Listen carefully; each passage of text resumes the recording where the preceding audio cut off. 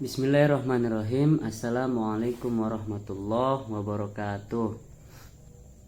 Saya perwakilan dari kelompok 10 akan menjelaskan tentang tata cara mengurus jenazah. Puji syukur kehadirat Allah Subhanahu wa taala yang telah memberikan kekuatan dan hidayahnya sehingga kelompok 10 dapat menyelesaikan makalah ini dengan tepat waktu. Baiklah, langsung saja ke bab 1, pendahuluan. Syariat Islam mengajarkan bahwa setiap manusia pasti akan mengalami kematian yang tidak pernah diketahui kapan waktunya.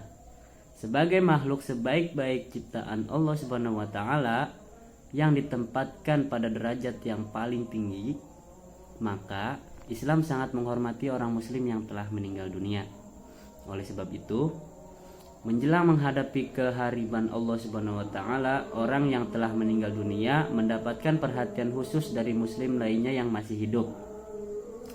Dalam ketentuan hukum Islam, jika seseorang meninggal dunia, maka hukumnya fardu kifayah atas orang-orang muslim yang masih hidup untuk menyelenggarakan 4 perkara, yaitu pertama, memandikan, yang kedua, mengkafani, yang ketiga, mensolatkan, dan yang terakhir, menguburkannya. Pembahasan. A. Pengertian jenazah. Kata jenazah diambil dari bahasa Arab yang berarti tubuh mayat, dan kata janada berarti menutupi. Jadi secara umum kata jenazah memiliki arti tubuh mayat yang tertutup. Penyelenggaraan jenazah atau penyelenggaraan penguburan jenazah atau pengurusan jenazah adalah fardu kifayah bagi sebagian kaum muslimin, khususnya penduduk setempat terhadap jenazah muslim atau muslimah. Namun sebelum penyelenggaraan tersebut itu dimulai, maka ada beberapa hal yang harus dilakukan terhadap jenazah tersebut, yaitu pertama, dipejamkan mata. Yang harus dilakukan terhadap jenazah tersebut, yaitu pertama, dipejamkan matanya, mendoakan dan meminta ampunan atas dosa-dosanya. Yang kedua, dilemaskan tangannya untuk disedekapkan di dada dan kakinya diluruskan. Yang ketiga, mengatupkan rahangnya atau mengikatnya dari pucuk kepala sampai dagu supaya mulutnya tidak menganga atau terbuka. Yang keempat, jika memungkinkan jenazah diletakkan membujur ke arah utara dan badannya diselimuti dengan kain kafan. Yang kelima, menyebarluaskan berita kematian kepada kerabat-kerabatnya. Yang keenam, lunasilah semua hutang-hutangnya. Yang ketujuh, segerakanlah fardu kifayahnya atau penguburannya. B. Penyelenggaraan jenazah. Menurut syariat Islam, fardu kifayah dalam menyelenggarakan jenazah ada 4 macam, yaitu pertama, memandikan jenazah, yang kedua, mengkafani, yang ketiga, mensolatkan, yang keempat, menguburkan. Yang pertama, memandikan jenazah.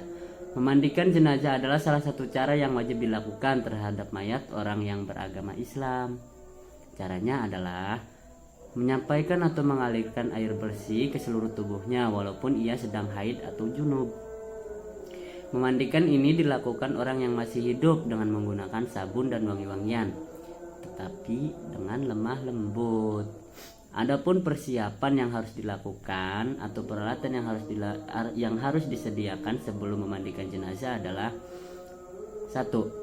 Menyediakan air yang suci dan mensucikan, cukup dengan mempersiapkan perlengkapan mandi seperti handuk, sabun, wangi-wangian, kapur barus, dan lain sebagainya. 2. Mengusahakan tempat yang tertutup untuk memandikan jenazah sehingga hanya orang yang berkepentingan saja yang ada di situ. Yang ketiga, menyediakan kain kafan secukupnya. Yang keempat, usahakan orang-orang yang memandikan jenazah itu adalah keluarga terdekat jenazah atau orang-orang yang dapat menjaga rahasia. Adapun cara memandikan jenazah itu dapat dilakukan sebagai berikut. Pertama, niat karena Allah Subhanahu wa taala. Yang kedua, melepas segala pakaian yang melekat di jenazah dan menggantinya dengan kain yang menutup aurat. Yang ketiga, melepaskan perhiasan dan gigi palsunya jika memungkinkan. 4. Membersihkan rongga mulutnya, kuku-kukunya, dan seluruh tubuhnya dari kotoran dan najis. Yang kelima, memulai memandikannya dengan membersihkan anggota wudhunya dengan mendahulukan yang kanan dan menyiramkannya sampai 3, 5, atau 7 kali atau sesuai dengan kebutuhan. Yang kedua, mengkafani jenazah.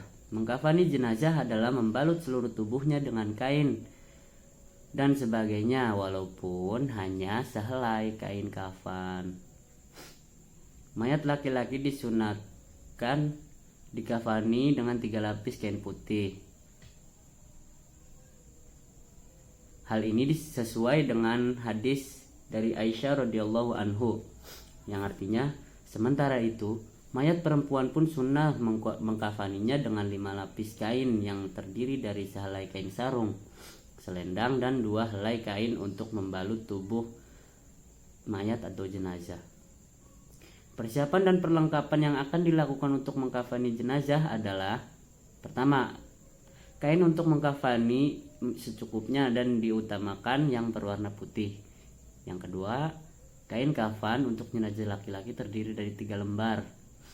Sedangkan kain kafan untuk jenazah perempuan terdiri dari 5 lembar kain, yaitu kain basahan, baju kurung, kerudung, dan 2. Yang ketiga, sebaiknya disediakan perlengkapan sebagai berikut.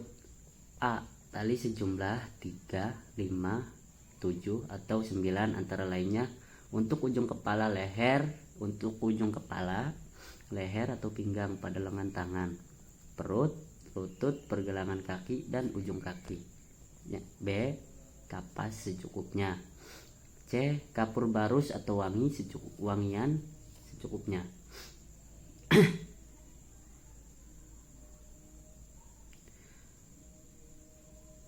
Setelah perlengkapan disediakan, maka dilakukan dengan mengkafani jenazah dengan urutan sebagai berikut.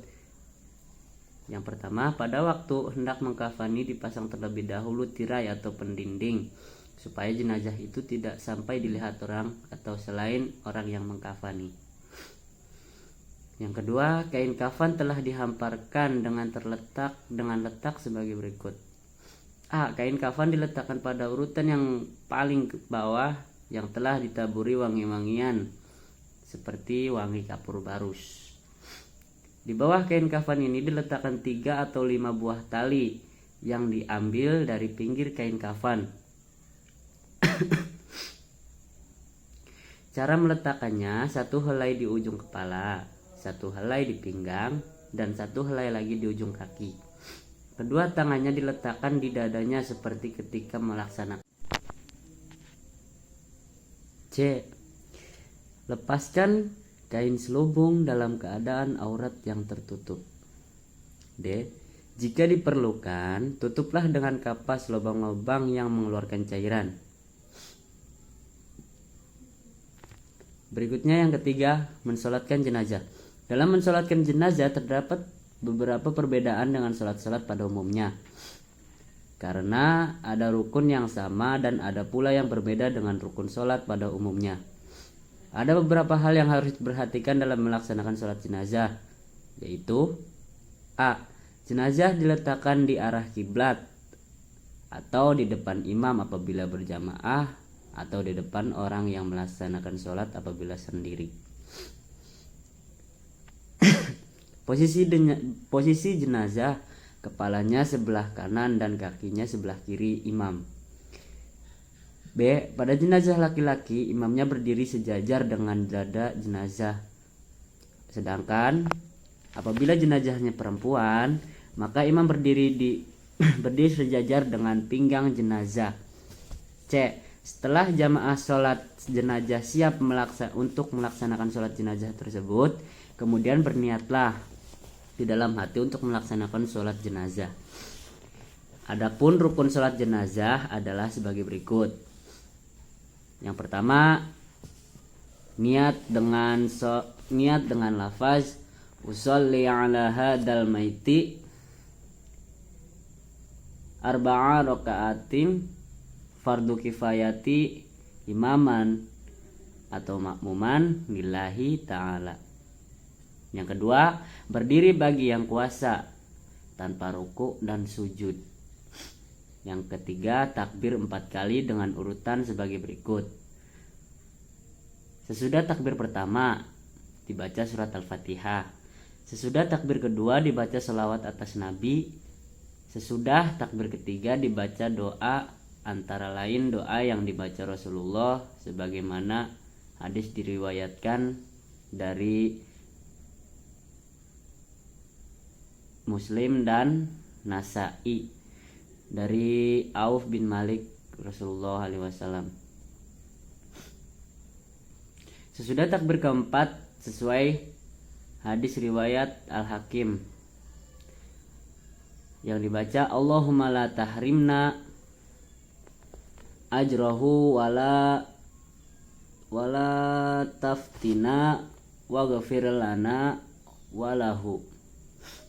Apabila jenazahnya anak-anak, maka doanya sesudah takbir ketiga diganti dengan doa berikut ini sesuai hadis riwayat Al-Bukhari dan Al-Baihaqi.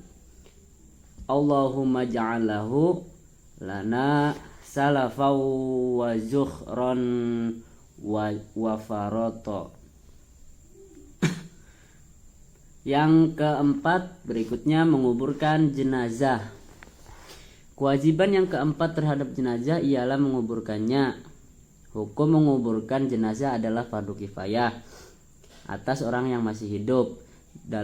Dalamnya kuburan sekarang kurangnya kira-kira tidak tercium bau busuk mayat itu dari atas kubur dan tidak dapat dibongkar oleh binatang buas. Hal-hal yang perlu diperhatikan dalam penguburan jenazah ini antara lain adalah 1. Ketika memasukkan mayat ke liang kubur, hendaknya pekerja jenazah untuk membaca doa. Yang kedua,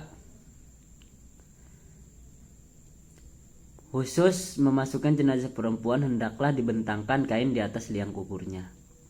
Yang ketiga, 2 atau 3 orang dari keluarga terdekat jenazah dan diutamakan yang tidak junub pada malam hari sebelumnya masuk ke dalam liang kubur dengan berdiri untuk menerima jenazah. Yang keempat, adapun melepas tali-talinya dan membuka kain dan yang menutup dan jari-jari kakinya sehingga menempel ke tanah serta memasang bantalan. Tidak ada tuntunan dari Rasulullah. Yang kelima, bagi pengiring jenazah yang tiba di kuburan ketika kubur belum selesai digali, hendaklah duduk menghadap kiblat dan jangan duduk di atas kuburan. Yang keenam, memintakan ampunan dan keteguhan dalam jawaban bagi jenazah dan mendoakannya sambil berdiri. Kesimpulannya adalah adapun 4 perkara yang menjadi kewajiban itu ialah memandikan, mengkafani, mensolatkan dan menguburkan. Dan hikmah yang dapat diambil dari tata cara pengurusan jenazah tersebut antara lain: yang pertama, memperoleh pahala yang besar. Yang kedua, menunjukkan rasa solidaritas yang tinggi di antara sesama manusia. Yang ketiga, membantu meringankan beban keluarga jenazah dan sebagai ungkapan bela sungkawa atas musibah yang dideritanya. Yang keempat, mengingatkan dan menyadarkan manusia bahwa setiap manusia akan mati dan masing-masing supaya mempersiapkan bekal untuk hidup setelah mati. Yang kelima, sebagai bukti bahwa manusia adalah makhluk yang paling mulia, sehingga apabila salah seorang manusia meninggal dihormati dan diurus dengan sebaik-baiknya menurut aturan Allah Subhanahu wa taala dan Rasulnya. Sekian dari kelompok 10, kurang lebihnya mohon maaf. Assalamualaikum warahmatullahi wabarakatuh.